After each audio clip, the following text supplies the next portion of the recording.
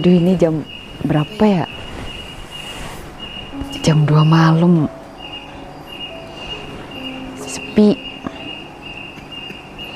Tapi serem juga sih sebenarnya malam-malam sendirian. Oh iya, dulu tahun berapa ya, sekitar ada kali ya mungkin 8 tahun lalu, 49 tahun lalu lah. Jadi biasa kalau hari libur tuh pergi ke puncak, itu di Kota Bunga, ada salah satu rumah lah. Biasa kalau setiap minggu tuh main ke sana. Kalau di Kota Bunga Puncak Bogor itu kan ada macam-macam model-model rumah gitu ya. Ada yang Jepang, ada yang Cina, ada yang Prancis, ya macam-macam lah. Waktu itu ada di rumah Jepang, salah satu rumah lah yang modelnya rumah Jepang gitu. Jadi rumahnya itu ada 2 tingkat. Pas Dinda masuk, udah memang masuknya sih sudah hampir maghrib sih, jadi suasananya agak gelap. Pas mati lampu, jadi mesti duduk di luar dulu gitu, nungguin nyala lampu. Jadi kan saya tuh jalan-jalan sama keluarga. Kalau nggak salah dulu tuh di bawah itu ada 2 kamar, kemudian di atas tuh ada 1 kamar. Di atas tuh kamarnya lebih luas gitu. Jadi memang sama-sama pada milih lah yang sudah sepuh itu di bawah aja, karena kan harus naik tangga. Kebetulan tangganya juga agak-agak curam juga sih. Terus di situ tuh warnanya merah sama hitam. Jadi membuat jadi suasananya itu serem juga, apalagi waktu mau maghrib gitu kan, peralihan makhluk itu mulai keluar masuk kali ya. Jadi saya pas masuk memilih nih kamar, ada 1 kamar itu rasanya nggak enak, tapi nggak mungkin kan Dinda mau ibu saya tuh mau taruh di situ kan, nggak mungkin gitu. Kebetulan memang ada salah 1 kamar lagi. Jadi terus ada yang muda-muda, akhirnya Dinda suruh ke atas. Karena Dinda tahu di situ hawanya nggak enak, Dinda menyelamatkan lah setidaknya supaya saudara-saudara Dinda itu nggak ada di salah 1 kamar itu. Sampai malam udah kita selesai makan semuanya, akhirnya kita tidur. Dinda masuk ke kamar itu akhirnya. Jadi di pojok itu sudah berdiri perempuan, tapi Dinda diam aja, takut. Tapi kan nggak mungkin, soalnya di situ nggak ada sofa. Misalkan di luar ruang tamu tuh tempat duduknya ya tempat duduk biasa, nggak mungkin ada keluar. Terus di atas pun sudah penuh, mau tidur di mana lagi? Mau nggak mau tidur di situ. Dia masuk situ tidur, itu perempuan itu langsung ke muka Dinda gini, rambutnya ngembang semua, terus giginya itu dikeluarin. Perasaan saya tuh teriak sekenceng-kencengnya, tapi nggak nyampe, ini mulut ini mau keluar, kayak mau ngomong tapi nggak bisa, mau nangis tapi nggak bisa. Akhirnya mau bangun dari tidur itu pun nggak bisa, kayak kaku semua itu badan tuh, tangan pun kayaknya mau ngapain tuh juga nggak bisa. Mau minta pertolongan ke siapa juga nggak bisa, karena pasti semuanya sudah tidur dan pasti nggak ada yang berani untuk kalau misalkan Dinda cerita ada ini ada itu gitu, pasti juga kan nggak berani. Jadi pada saat itu dideketin ke Dinda gitu sambil ada suara dia yang bukan suara ketawa, emang suara yang bener-bener seram gitu dan panjang sekali suara itu. Mau teriak nggak bisa, mau gimana nggak bisa. Keren, nyerah aja begini. Jadi pada Dinda itu seperti tangannya tuh kayak diginiin, seperti di sini dipegang, sini dipegang, jadi bener-bener nggak bisa. Jadi mau nggak mau harus melihat itu. Lama kelamaan itu mukanya tuh berubah, semakin serem. Nggak tahu mau merem mau melek, tetap aja kelihatannya seperti itu. Nangis saya tuh, bener-bener nangis, cuman suara Dinda itu udah bisa keluar. Jadi rambutnya itu panjang banget. Kalau beliau begini, itu di ruangan kamar itu, ini kepala di muka Dinda, rambutnya itu memanjang seperti di, kalau orang kita ini manusia ini kalau kita begini pasti kan otomatis rambut kan turun karena ada gravitasi. Itu enggak, jadi rambut itu tetap ngembang seperti nempel di tembok, nempel itu semuanya kayak dipayungin seperti itu. Nggak ngerti saya itu makhluk apa, tapi bener itu sangat-sangat serem. Saya tuh nggak tahu harus gimana. Itu akhirnya tiba-tiba loncat ke atas, naik ke atas, nggak tahu kemana. Itu kan ada atap, tapi atap itu rasanya kayak nggak ada atap, hilang aja gitu, blas. Tapi rasa kaku, rasa takut itu nggak hilang, tiba-tiba muncul lagi seperti itu. Jadi pas, aduh ini juga aku jadi rasa-rasa gimana ya sekarang, kayak berasa ada juga yang ngikutin, enggak sih ya. Pas kayak gitu tiba-tiba muncul lagi, aduh rasanya nggak ngerti. Malah sekarang juga berasa. Duduk di sini dulu.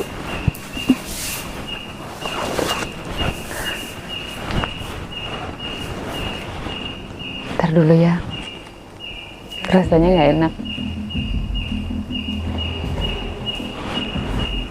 Kalau dilihat matanya nggak bisa dibayangin kayak gimana. Serem, suasananya itu dingin banget, semuanya kaku. Ini juga nih saya kayak ngerasain apa gitu, tangan saya juga jadi dingin, ini juga jadi dingin. Apalagi mungkin kali jam-jam segini mestinya saya nggak cerita-cerita yang kayak gitu. Saya jadi kayak ngerasain pada waktu itu, kebayang di depan mata. Aduh, ada suara apa?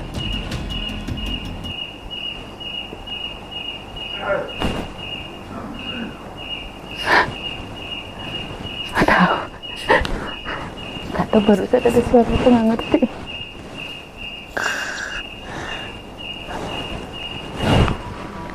Setelah nampak ke Dinda gitu, akhirnya ketawa juga, tapi ketawanya pada nenek-nenek kayak gitu, ketawa nenek-nenek tua, ngomong kalau Dinda tidak boleh ada di situ, suruh keluar katanya, nggak suka kalau ada manusia. Tapi dengan suara yang suara parau nenek-nenek serem, dan ngomongnya itu nggak yang cepet, ngomongnya tuh pelan, jadi terdengar jelas banget suaranya itu bahwa Dinda itu diusir, tidak boleh ada di tempat itu. Iya, Dinda juga nggak mau sebenarnya di tempat situ, cuman nggak bisa jalan, nggak bisa gerakin badan, Dinda kayak terkunci, gak bisa ngapa-ngapain. Mungkin karena akhirnya kayak rasanya tuh dipeluk begitu tuh tambah kaku, kayak nggak ngerti, kayak malah pas nenek-nenek itu meluk Dinda itu, Dinda kayak di awang-awang, kayak dibawa kemana gitu. Tiba-tiba kan suasananya itu jadi gelap, rasanya Dinda itu udah pindah dari tempat itu. Gelap, yang kelihatan tuh ya makhluk-makhluk kayak gitu jadi banyak. Terus ada suara-suaranya juga aneh, nggak tahu saya dibawa kemana, nggak ngerti.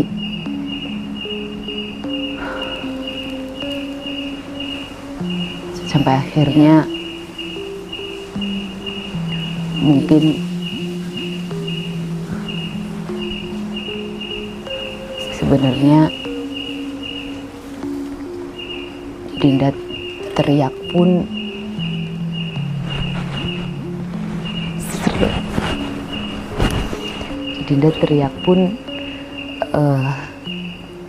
sebenarnya kedengeran kali ya dari luar, walaupun kayaknya itu suara berat banget untuk mengeluarkan suara. Sampai akhirnya digedor-gedor ternyata pintu itu. Coba kalau sampai pintu itu Dinda kunci, Dinda dalam keadaan kayak gitu, mau gimana lagi? Nggak tahu sampai berapa lama Dinda dibawa-bawa, diombang-ambingin dengan yang kayak gitu. Ternyata digedor-gedor, akhirnya dibuka sama saudara saya dibangunin. Ternyata itu tuh dalam keadaan sadar dan tidak, Dinda kayak gitu. Dinda itu sudah tidak ada di tempat tidur lagi, Dinda sudah ada di lantai. Padahal dari awal Dinda itu sadar dan ada di tempat tidur. Jadi pada saat ada saudara Dinda datang itu, Dinda sudah di bawah dan rambut Dinda ini sudah nggak tahu, udah berantakan mukanya, jadi udah pucet kayak orang kehabisan tenaga. Sampai ada sempet juga sih di waktu itu difotoin juga sama saudara. Jadi Dinda itu kayak kayak orang kesakitan gitu, menggigil,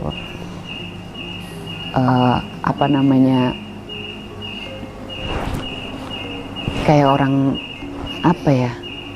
kalau dibilang kesurupan atau gimana, nggak ngerti juga lah. Ngomongnya jadi aneh-aneh, ngomong sendiri apa segala macem kayak gitu. Sampai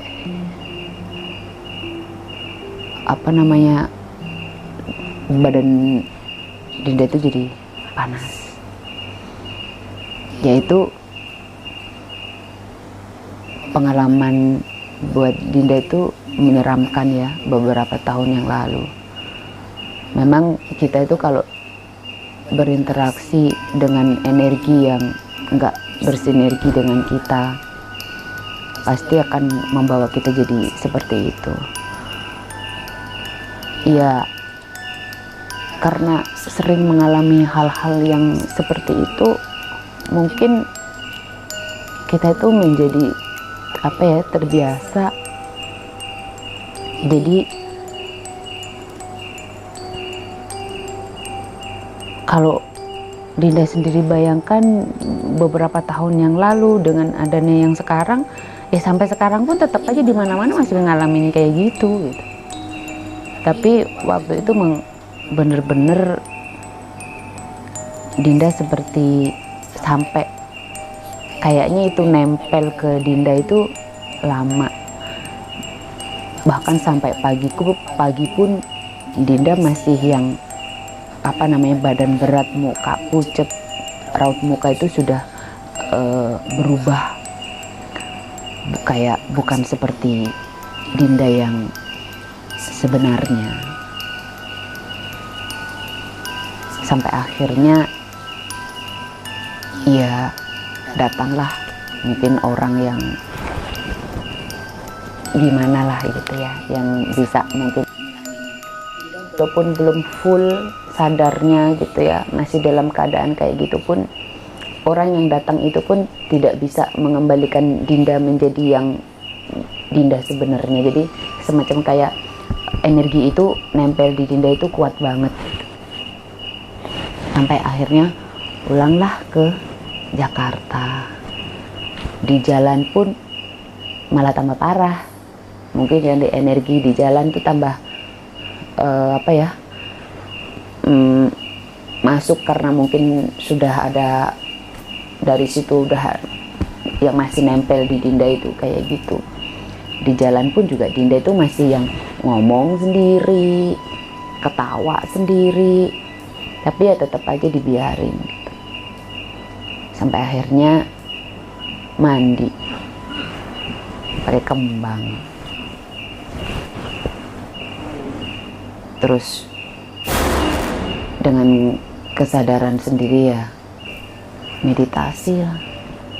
Setelah sudah merasa agak enakan, akhirnya Dinda meditasi, terus belajar menetralisir energi.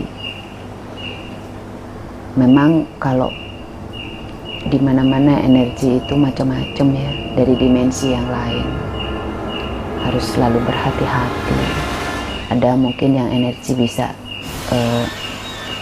ada yang lebih rendah dari energi kita sendiri, ada juga energi yang lebih kuat dari kita. Yang kita khawatirkan kan jika ada energi yang seperti itu yang lebih kuat dari kita di saat kita tidak bisa mengendalikan. Tuh kan sekarang anginnya jadi kayak gini. Di sini jadi Dinda ngomong kayak gini, ada bunyi-bunyi, ada angin-angin, nggak tahu. Sekarang ini jam 2:30 pagi.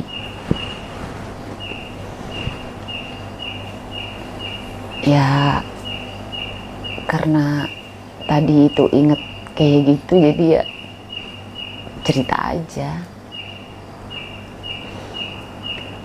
Banyak banget sih sebenarnya pengalaman kayak gini. Pasti Dinda akan cerita-cerita lagi lah, pengalaman-pengalaman yang lain yang serem, menakutkan, tapi ada juga yang seakan menasihati Dinda, memberikan gambaran tentang masa yang akan datang. Tunggu cerita yang selanjutnya ya. Sampai ketemu di cerita Dinda yang lain ya. Saksikan terus video Dinda dengan cerita-cerita yang lain, yang serem, yang menakutkan juga, tentang ada sedikit mungkin wejangan ataupun ramalan-ramalan masa mendatang. Terima kasih.